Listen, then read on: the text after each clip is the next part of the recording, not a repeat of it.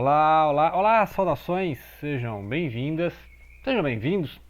Vamos dar algumas dicas, então, umas dicas aqui para 2025. Já falei, já fiz um vídeo aí com os 12 mais alguns livros para 2025. E vou dar aqui a ênfase a um autor que é muito famoso, né? E que eu preciso reler depois de 5 anos, já dá 5 anos, é uma boa época para, né? Passa um bom tempo. Em 2019 eu li alguns livros e uma dica de leituras do John Boyne que é irlandês, né? E publica muito livro histórico, muito livro que acontece assim, não exatamente na Grã-Bretanha, mas em momentos históricos. Tem aquele do menino lá no convés do navio, né? O menino que faz uma viagem de marinheiro, então é uns livros assim que é interessante. Esse é o mais famoso, Menino de Pijama Listrado, porque é um período muito dramático, né? Que é a questão ali do Segunda Guerra Mundial, a ascensão do nazifascismo, os campos de concentração. É um assunto delicadíssimo. Aqui também tem outro livro famoso que é o Diário da Anne Frank. Tem outro livro que é a Menina que Roubava Livros, né? Então são livros assim que trabalham termos polêmicos, né? Porque essa questão do Holocausto, da Shoah, né? A perseguição aos judeus, então assim é um tema complicado e aqui nesse livro que ficou mais famoso, né? Esse fone aqui. É o livro que ficou mais famoso porque tem um filme, né? E aí chocou muita gente, assim, ficou no final do filme, porque é o menino, né? Só o resumão do livro, que esse nem é a dica, né? É só lembrar de quem eu estou falando. Então, nesse livro, é o menino, filho de um alemão, que tem um amigo que é o menino lá do campo de concentração, né? Um judeu polaco. E aí eles conversam lá na cerca e um dia o menino alemão passa para o outro lado. E ele é confundido, então, com os meninos judeus, né? E vocês imaginam o drama da coisa toda. Resumão, né? Resumão do livro. Mas eu quero falar de outros dois livros do John Boyne que ele gosta de temas históricos, né? Sempre tá assim. Então aqui ele vai falar da época da Revolução Russa, da Segunda Guerra Mundial.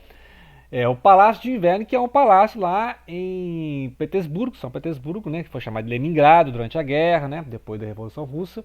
E ele vai falar dos Romanov. Os Romanov são aquela família absolutista russa lá, que foram justamente eles, né, a última dinastia e morreram por causa da Revolução Russa, né, lá dos leninistas, né, os mencheviques, bolcheviques, na década de 10, né, então 1900, aí tem 1905, já teve lá um início da Revolução, depois em fevereiro de 17 e em outubro de 17, né.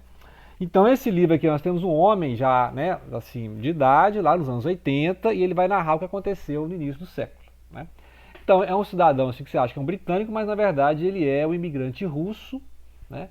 Aí ao mesmo tempo que ele vai contar a condição de saúde da esposa, né? A condição de saúde da esposa. Ele vai narrar a época da Thatcher, né? A grande ministra lá, Thatcher, nos anos 80, né? O liberalismo na Grã-Bretanha, e ao mesmo tempo vai narrar como é que era a dinastia Romanov, né? Os bastidores da história e contando aí como é que foi a ascensão, né, dos comunistas, os soviéticos, né? Esse aqui é o Jashmenev, e ele vai contar então duas histórias ao mesmo tempo. Vai contar a história dele na Grã-Bretanha, né? Ele é a esposa, como ele trabalhou na biblioteca britânica, né?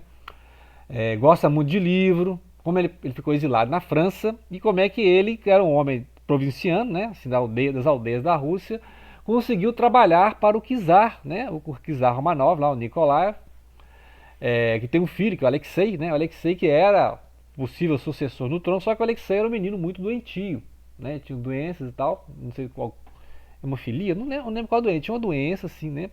Congênita, alguma coisa nesse sentido. E aí tinha lá um personagem, todo mundo conhece também, que é o Rasputin. O Rasputin era um mago, né? Assim, um monge mago lá, que ele cuidava da saúde do príncipe. Então, por artes mágicas, né? Vai saber como, ele mantinha a saúde do príncipe. Então aí como é que chama lá a cidade? Eu esqueci o nome dela lá. A rainha, vamos dizer assim, né? A Czarina, né? A Czarina lá. Ela passou a confiar nesse Rasputin, e o Rasputin começou a mandar, né? O Rasputin começou a achar que a gente começou a mandar lá na realeza, nos nobres, e os nobres fizeram um complô para eliminar o Rasputin. Tentaram matar ele de várias formas, né? O cara parece que tinha umas artes mágicas lá, custaram matar o Rasputin. É um dos assuntos aqui da história, que é esses bastidores, e por que que os leninistas, os stalinistas, etc., por que que esse pessoal resolveu matar a família Romanov, né? E será que sobreviveu uma das filhas, né, Natasha? Será que ela sobreviveu? Tem essa lenda de que uma das filhas da família Romanov não morreu, né? Porque eles foram presos durante a Revolução, foram levados lá para o interior da Rússia, e temendo o avanço dos brancos, o que é? Na Revolução, né? Na Revolução teve a Guerra Civil dos brancos e vermelhos. Temendo o avanço dos brancos e a libertação da família real, aí os mencheviques e bolcheviques, eram os vermelhos, resolveram matar a família toda. Né? Então é uma coisa muito trágica, né? Sim, radical demais. Mas teria dito, né, tem uma lenda de que a filha não estava lá no dia, ou então ela sobreviveu. Então tem uma lenda assim, não, né, tá no enredo aqui, depois a gente vai discutir ano que vem. Né? Muito bem, então esse é um resumão, né, desse Palácio de Inverno. Outro livro que aí vai falar da Primeira Guerra Mundial, porque aqui nós vamos ter em 19 um cidadão chamado Tristan Sadler, né? Tristan Sadler, ele vai entregar cartas para a família de um soldado que é um colega dele na guerra chamado William, né, Will. Então a gente vai encontrar ele logo fazendo essa viagem para o interior da Inglaterra, ele vai levar cartas que ele tem, né, o amigo morreu, né? E ele que sobreviveu, o soldado que sobreviveu, em 1919, depois da guerra, lembrar que a guerra acabou em 18, no ano seguinte, ele vai entregar as cartas para a família, né, desse soldado, e aí vai conhecer a família dele e tal. Então a gente tem a história em dois níveis. Nós estamos em 19, em que o soldado Tristan Sadler, sobrevivente, vai conhecer a família do amigo lá que morreu, né? E aí vai voltar a história em 16, 17, 18, que é a guerra, né? Lembrar que a guerra começou em 14 a 18, né? Então 14, 15, 16, 17, 18, né? E que teve a Revolução Russa em 17, aí os russos, né, os soviéticos saíram da guerra, e falando que os norte-americanos, os estadunidenses, entraram na frente conjunta com ingleses, né, os britânicos e os franceses. Né? Então lá no Oriente, os alemães avançaram, né, porque os soviéticos não aguentaram, né, os russos não aguentaram, por isso os soviéticos subiram, e os soviéticos negociaram, então, né, a rendição. E aí no Ocidente, né, nada de novo no fronte ocidental, os britânicos, os estadunidenses, os franceses resistindo ao avanço alemão. Né? E por isso que os alemães não aguentaram, porque os alemães contavam com a guerra rápida, né? A guerra seria rápida. Então a Primeira Guerra Mundial durou muito e isso desgastou os austríacos e os alemães, que são os impérios centrais, as potências centrais.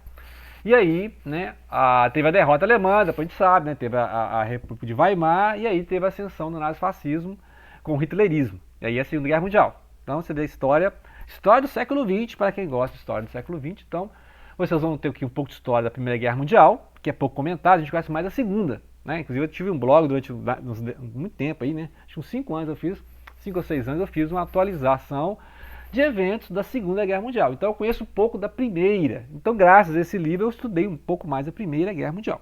Né? Então foi há uns 5 anos atrás que eu li a primeira vez, então vai ser uma das releituras de 2025. E aí vai estudar a história da Primeira Guerra Mundial. Né? E aí ele vai mostrar, então, como é que é a família desse soldado e a gente vai saber como é que era a relação, era amizade, era alguma coisa a mais, né? Não vou dar spoiler, porque o que prende muito afetivamente ele com esse William? Né? Tem que ler o livro para entender. E por que eles foram amigos durante a guerra. Né? Então a guerra é um momento assim que você mata a pessoa, mas faz amigos. Né? Amigos que levam a vida toda e amigos que você perde. Né?